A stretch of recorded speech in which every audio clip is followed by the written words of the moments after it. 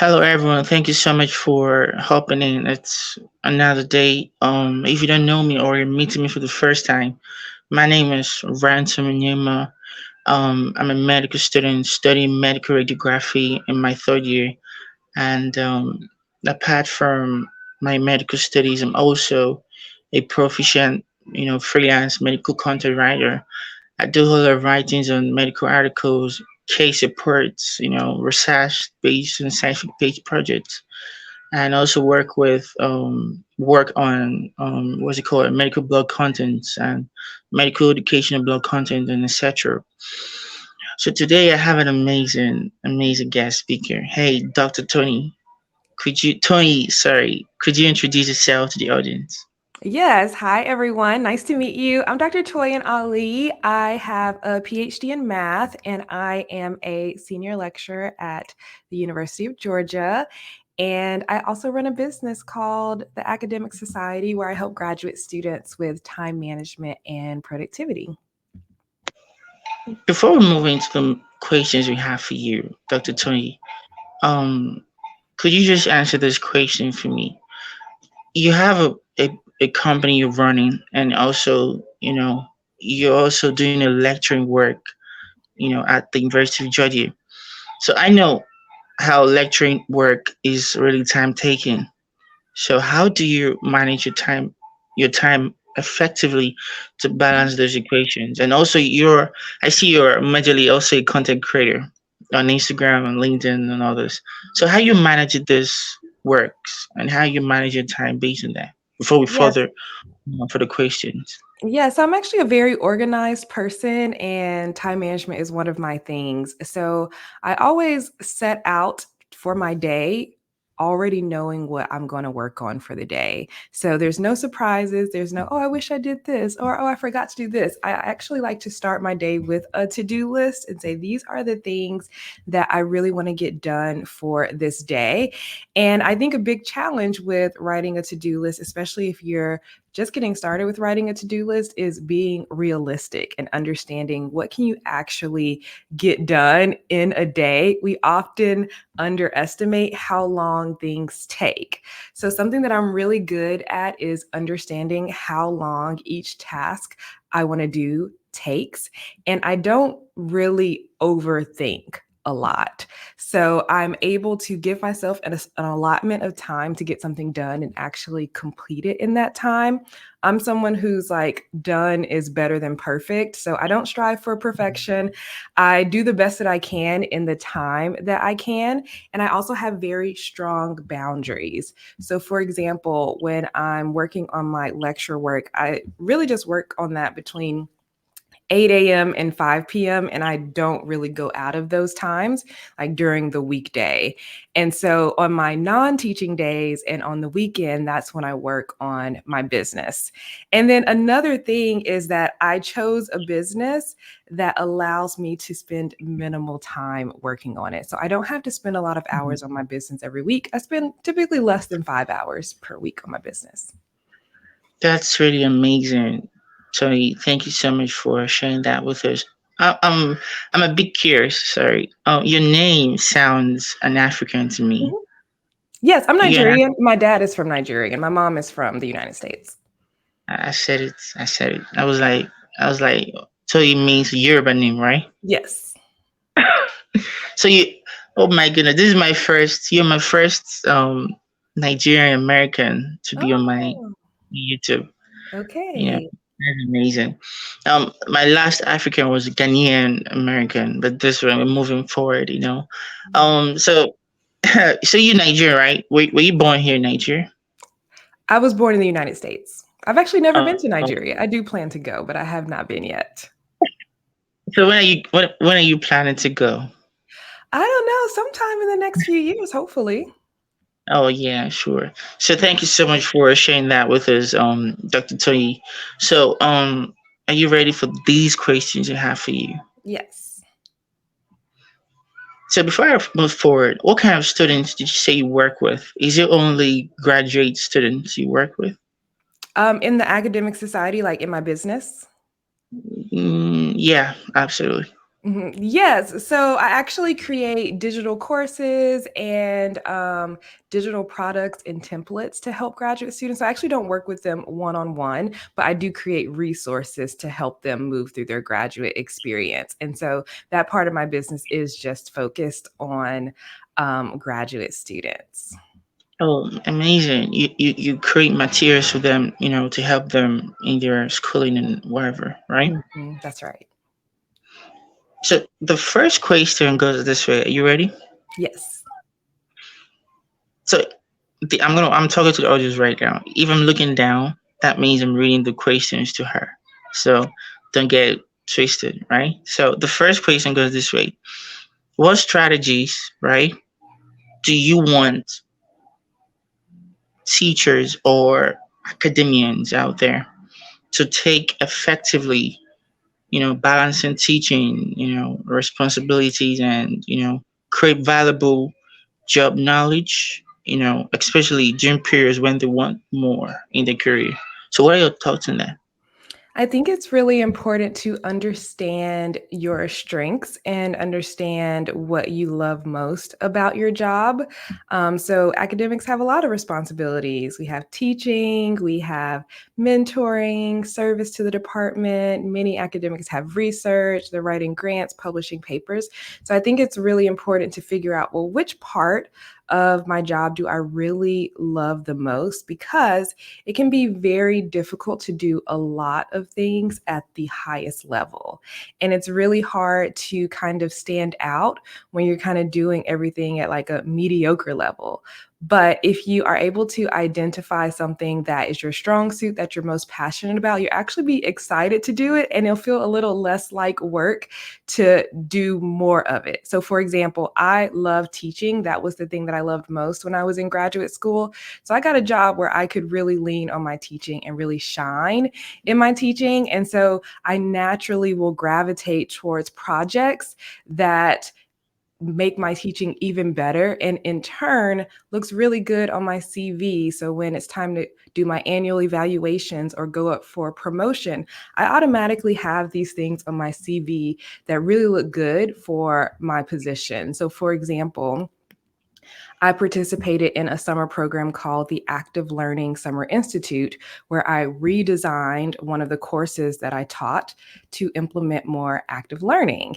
And eventually, all the grad students teaching started using my materials. And now, almost everyone in the department who teaches that class uses my materials. And so, this is me like supporting the department and also increasing the student success in my field.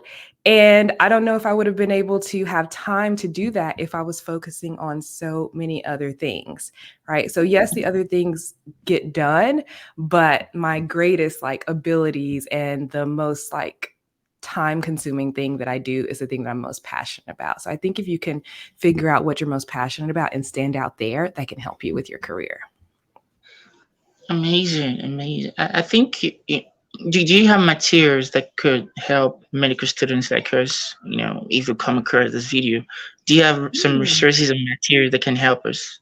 So I'm all about time management in the academic society. So I create a lot of tools and resources to help students manage their time and be more productive. So, for example, I have a Notion template that is created for graduate students. So I'm sure med students could use it as well. But it helps to keep like everything organized in one central location. So that's really helpful. I also do like time management training courses and I talk about procrastination and burnout. So, those classes, most of those things can be found on my YouTube channel.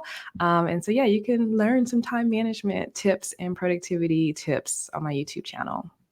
Yeah, absolutely. You know why I asked that question? Because, I'm a medical student and hopefully majorly my audiences are medical students, medical professionals and stuff like that.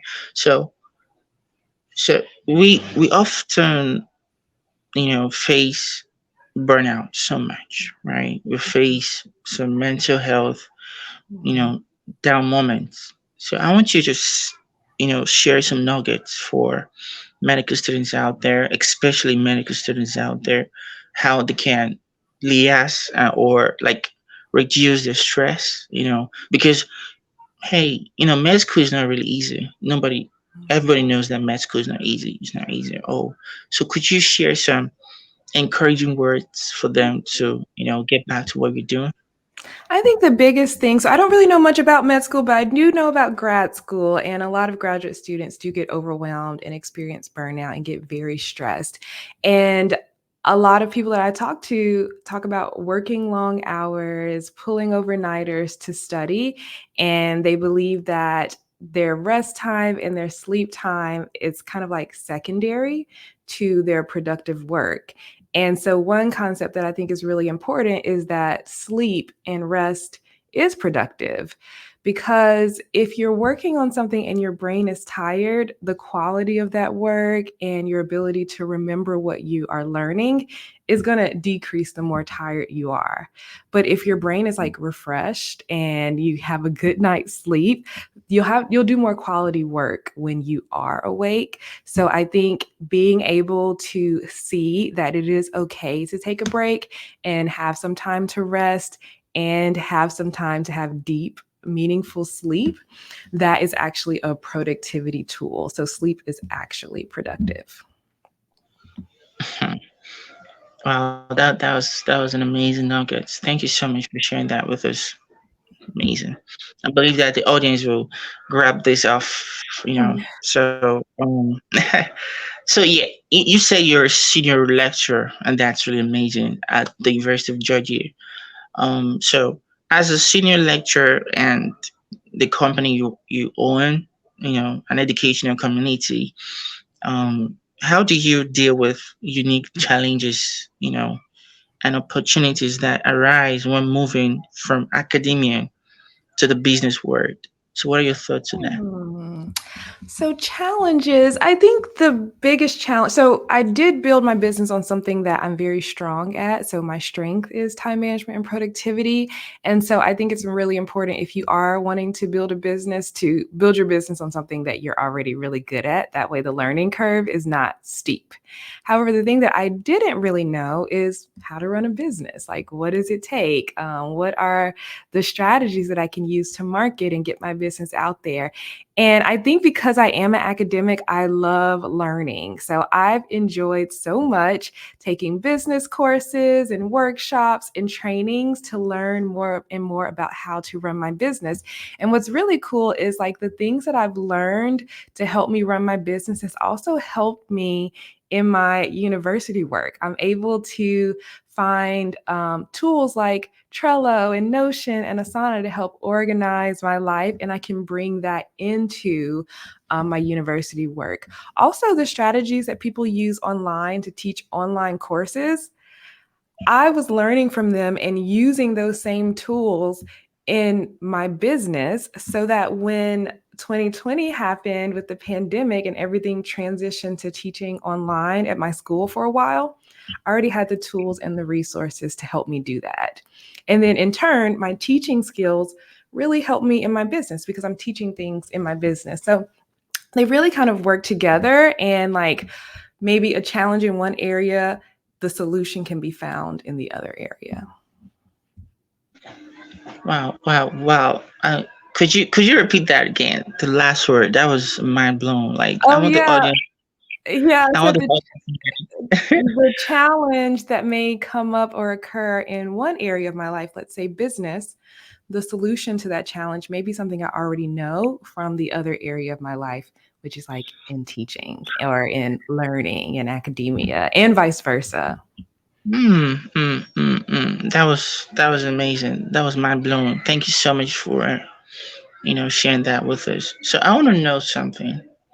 Um, you talked about having the learning from other people how to use the resources like Notion and other stuff. So I want you to tell us, how did you come about those? How did you get the necessary word I'm going to use right now?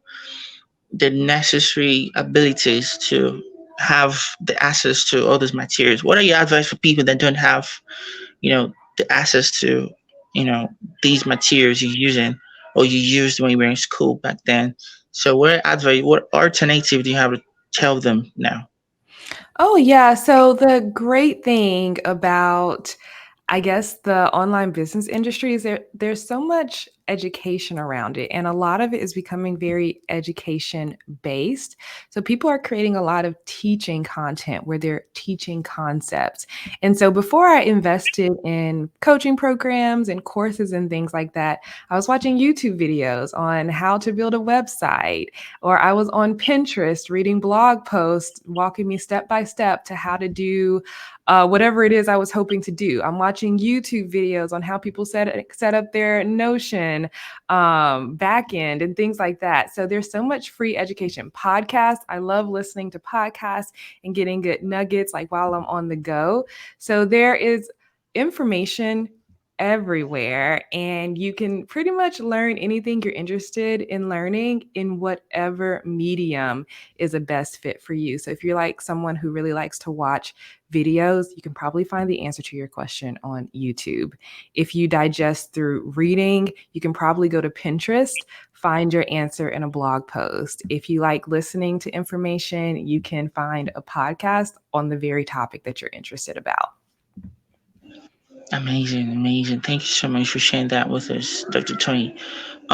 So can you share some, lessons you have learned, about successfully financing education while maintaining academic integrity and trust? So what are your thoughts on that? Like, how did I pay for graduate school? Is that what you're asking about? Absolutely, absolutely, Mhm. absolutely. Yeah, so when I apply, maybe my journey is not the same as most, but when I applied for grad school, I applied to programs based on the funding that was available. So specifically, there was this program, it was called the Bridge to Doctorate program, and it was a fellowship program where you get your master's paid for, and then you go on to get your PhD. And that program rotated between schools in Alabama. And it just so happened that that program was going to be at the University of Alabama for the year that I was applying to grad school. And so that was the sole reason that I applied to the University of Alabama for grad school, is because they had the funding that I was looking for. And as it turned out, when I did apply to Alabama, they told me about a different fellowship. It was called the GAN Fellowship, GAANN. I'm not sure if it's around anymore, but it's for students who are traditionally underrepresented in their field. So, as a mathematician who is a Black woman, there are not very many Black women in math. And so the department said they have 5 spots for this fellowship and they're happy to give me that spot. So, I actually only applied to one grad program and I was able to get that fellowship, and it covered my graduate school experience. I will say there is more funding for PhD programs than master's programs. And I know that perhaps med school is not that well funded. Um, but yeah, that was my experience. Was I went where the funding was, and so I didn't have to pay for grad school. Amazing, amazing. So at University of Georgia, do they have like a med school there, like medical courses there? I don't think so. Hmm. Not that I know of. I think there's a vet school, but I don't think there's a medical school. Because I did, I did some researches based on that school because I wasn't really seeing medical courses that I was in love with. Hmm. Yeah, but that's cool. That's cool. That's cool. It's an amazing thing you're doing because I love your video content, the way you really, you know, agile in things you're doing. Never mind what people what people are saying about you something. What you're doing just to pass across some amazing message to people. And I believe that your students you're teaching at the University of Georgia will also love you the way people, your online community loves you too, right?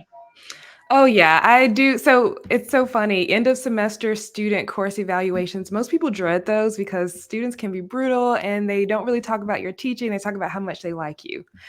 But luckily, My students really like me. They like my courses and they actually learn from me. Because I teach a lot of introductory level math courses, my students traditionally have not done well in math and they're very afraid of the course. And so my course is the first course that they've taken where they actually feel like they can understand math. And they love that feeling. They feel like, oh, I can tackle anything now. If I was able to pass this math class.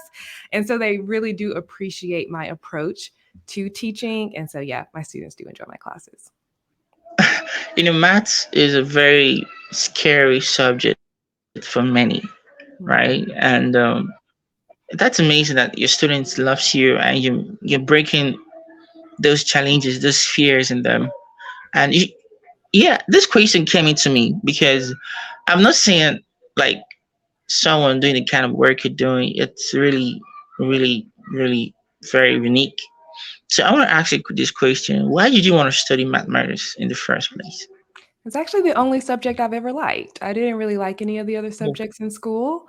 I just liked math. I think I like it because they're just a set of rules. And if you can follow Hmm. the rules and follow instructions and you're organized, you can do math. I liked that the answers didn't have any like special interpretation, like if you look at it this way it's this thing. It was very like concrete. I'm a very logical person, so I've just always loved math. It's always been my favorite subject. And when I went to undergrad, I thought I wanted to be an eye doctor because I was quote unquote smart and everyone thinks you should be a doctor if you're smart. And so I took some science classes and I was like, I really don't like science, but I love math. I was helping people with their math courses, and I was like, well, what if I just majored in math and see what happens? And so I did, and I did some summer research programs in math.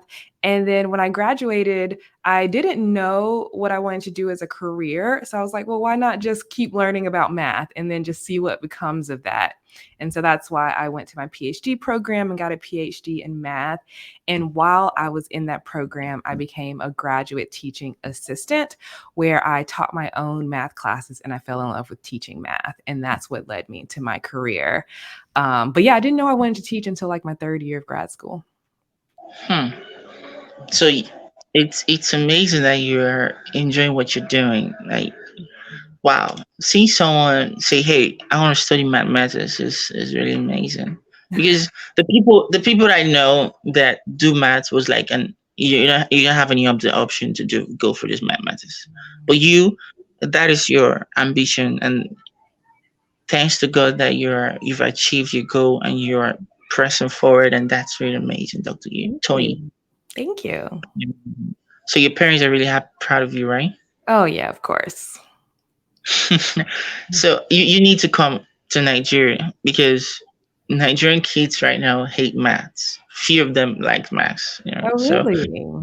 I think you should consider that on your to-do list someday. So thank you so much, Dr. Tony. You've been an amazing guest speaker, and we have like three more questions, to go. How ready Okay. are you? I'm doing good. All right. So the fourth question goes this way. Just share narratives on this. What do you think is the importance of business knowledge and good value in education? So education Mm. is really amazing. So could you share your thoughts on that? Oh, that's such an interesting question.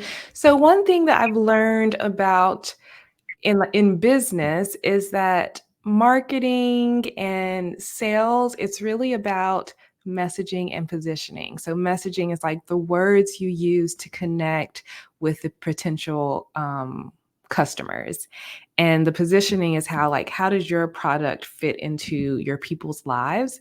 And I think that is really important in education because when we're teaching our classes or we're hoping to get more math majors, we really need to think about the words that we are saying to our students and make using more attractive language to them and letting them know like why it's so important to learn the things that we're teaching in our classes, and how this class is not just like a requirement to get your major, but there's actually some real skills that you can use from these classes that you can bring on to whatever you're learning in the future. I was at a conference once and someone said, when we talk about working math problems, the word we use is like negative. We're working on problems, Yeah, right? absolutely. So students are always, oh, well, this is a problem. This is an issue. We're working on issues here. But really, we're just practicing different techniques. And so the person like posed the question, well, what if we stopped calling them math problems? What if they were just math questions? And that spin is like slightly more positive. So I think it would be cool to like learn about how to use language in a way to motivate our students in our classes. Amazing, amazing, amazing. Thank you so much for sharing that with us. And I believe that the audience will really grab something off it. By the way, my mom is also a teacher in a university. Oh, awesome. What subject? She teaches math too, majorly. Really? Oh, that's cool. Yeah. She's an amazing, amazing teacher. She also taught me when I was little, you know, Oh, really? and yeah, she's incredible, really incredible. And I believe that she's gonna watch this video. I'll make her. I'm sure. I'm sure she would. Yeah, sure, definitely. Thank you so much for sharing your insight based on that question. For the audience to get more clarity on that. So the fifth question: how are you prepared to answer that question, Dr. Toyin? How am I prepared? Will you remind me of the question? Uh, how can teachers or students out there, especially medical students out there, use their skills to exploit things? Use Did their you get?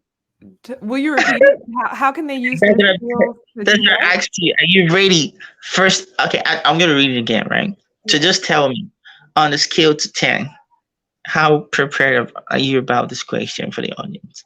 Oh, I'm not prepared. I mean, I glanced at your questions. Let me see. Let me go back to it. That Um, question is really really somehow expensive.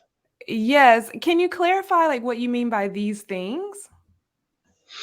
I think like what insights could you just offer to people to use especially teachers or students out there to use their skill they have to exploit things? Hmm. I think I'm sorry. I apologize because I think I don't understand the question. Exploit what things? Incredible things to do exploits. That's what I meant. Oh, to do exploits, like to use their skills to try like new things. Yeah, that's why I said the question is really expensive. Yeah. I think it depends on what your goals are because if your goals are to use your skills in the traditional way, for example, if your goals are to go to medical school, specialize in a specific area, and maybe become like, I don't know, uh, a pediatrician or something, I think Yeah. you use your skills in that role as a pediatrician. But for example, if you go to medical school and you realize, oh, you really like the research and you really like explaining the research to the community, well, then you might want to use your skills in science communication, right? So I think Ah, it's really about mapping your strengths to the type of job where your strengths are going to be used the best. So for me in grad school, I did research, but my strength was really, I could do research and do it well, but my strength was really in teaching. And so I wanted to make sure that whatever I do going forward, I'm always teaching. So I'm teaching in university classes and even in my business, I'm teaching. I'm teaching about time management, I'm teaching about productivity. So I'm still using my strengths, but just in different ways. And in those ways, those are fulfilling to me. But for other people, there are other things that are maybe it's just teaching their children. Maybe someone wants to homeschool their children with their teaching skills. So it just depends on what your passions are and what your strengths are and how you can marry the two. Mm. I'm speechless right now. I don't know. I don't know what to say. I believe that we should just end the session. That's amazing. That's really amazing. There's something I grabbed from what you just said about know your passion. You know, if you're good at research, just flow to that place. If you're good at teaching, consider paving your path to that place. And that's an amazing nugget. Thank you so much for sharing that with us. You're welcome. I'll add, I think it's really important to do that because, like, especially if you go to school for so many years, that's a lot of hard work. That's a lot of time. That's a lot of energy. I believe that when you do get your job, it should be something that you enjoy because, like, what was all that work for if you're still miserable, right? So I'm all about figuring out what is the best fit for you personally so that you can enjoy the life that you're creating for yourself. Absolutely, you're right. You're right. Thank you so much for that. Yeah. So this is the last question, Dr. Tony. Are you ready for this question? Yes. Just take 1 minute to look at that question and tell me on a scale to 10, how prepared are you for that question? Okay. Mm, the time is ticking. I'm rereading it.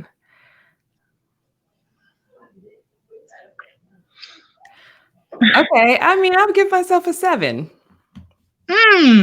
You know, one thing about me is I'm very creative. I'm very, very good at research. You know, so I've followed your work for a long time, and I did some research based on your niche. So and some other recommendations I got from the audiences. So that's what I told you. Are you prepared for that question? Okay, okay, All yeah. right. You say 7 over 10. 7 to 10 is not bad. It's good. Yeah, I mean, I like to just see what comes out once I start talking because I may think I'm going in one direction and then another direction ends up being better. Yeah, yeah, absolutely, absolutely. So let's see it. Now, in fulfilling your role, as a professional, and a CEO of an educational organizational work, how will you manage time and resources to ensure the effectiveness, and growth of business knowledge? Mhm. So tell us about that. Yeah, so I think it's really important to make sure that whatever I do in my business is actually important to the goals of the business.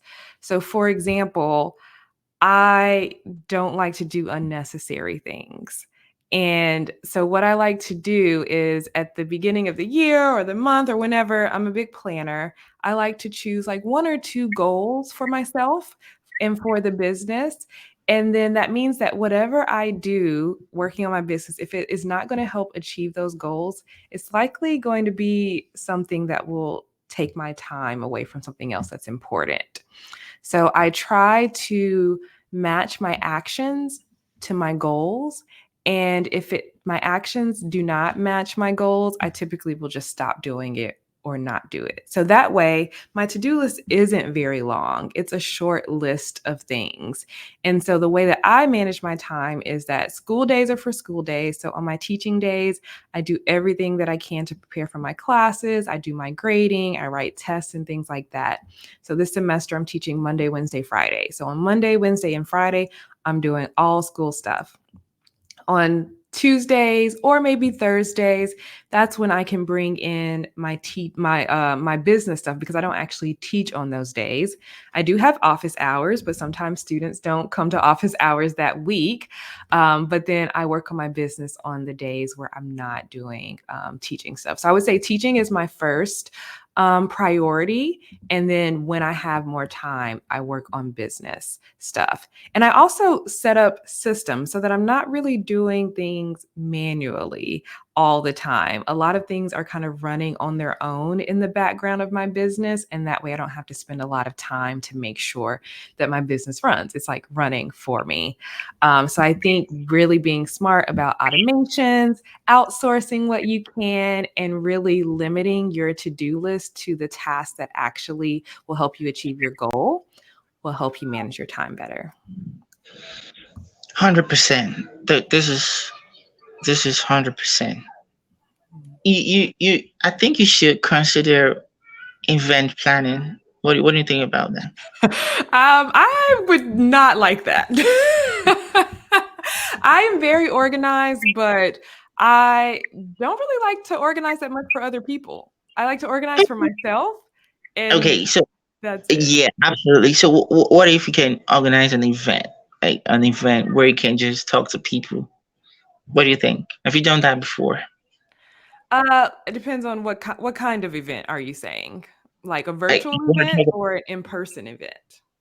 I think that no, you're very good at the virtual event. So I'm going to talk about that. I want to talk about the in-person event. So, have you done that before? Like to talk about burnout, mental health, and stuff like Yeah. that. I think that should be on your to-do list. Oh, really? I'm very much an introvert, and being around people a lot really drains me. So I don't know if I would necessarily enjoy that. Oh, really? Oh, Yeah, really? That's cool. yeah. So you like your freedom, right? Yes.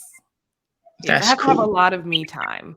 I am I'm an Enneagram 5, so I'm not sure if you're familiar with the Enneagram. It's like a 9-part like personality test, and your results are either Enneagram 1 through 9. And I'm an Enneagram 5, and this is someone who really enjoys information. They love learning and they love distributing information. A lot of professors are Enneagram 5. But another characteristic of Enneagram 5s is that they begin their day with a certain amount of energy, and then throughout, and it's the right amount of energy they need to do the tasks on their list. Hmm. So if, let's say it's a Friday and I've decided, okay, I'm going to teach my classes and I'm going to do this one other thing and then I'm going to go home. If someone then invites me to go to dinner with them for a Friday, I will likely say no because I have not decided that day that I'm going to use my energy for that other thing. So, I have to refresh and, like, rest to see people well, again. Yeah. so nothing interrupts your to-do list. No, no. How do you cope with students then? As an introvert, because you're gonna have some influx of students. How do you Mhm. cope? So, I think I cope with that through organization and being very transparent with my students. So, every week, I create an announcement, for my students for the next week. And at the very top of the announcements, it says, these are the main things that are due next week. And then it says, for Monday's class, here's what you need to prepare. And it has this list. For Wednesday's class, here's the things you need to prepare. For Friday's class, here are the things that you need to prepare. And then in class, I will also write these announcements up on the board, and I will write our to do list for the day. So the students always have all of the information that they need. And in a lot of my intro classes, I also have video lectures. And so if the students aren't confused about something, they can always go back and rewatch the videos. And so I found that by being so transparent with my students and showing them all the resources and being very organized, they're never confused about where to go to find things. They don't ask me that many questions. If they're truly confused about something, of course, they can come to office hours, but my office hours last like an hour. Each day it's not that long. So So I want to get something right. So wait, hold on. Is there any moment that you've missed your classes before? missed? No. Oh, really? Like No. something came up or Oh, something?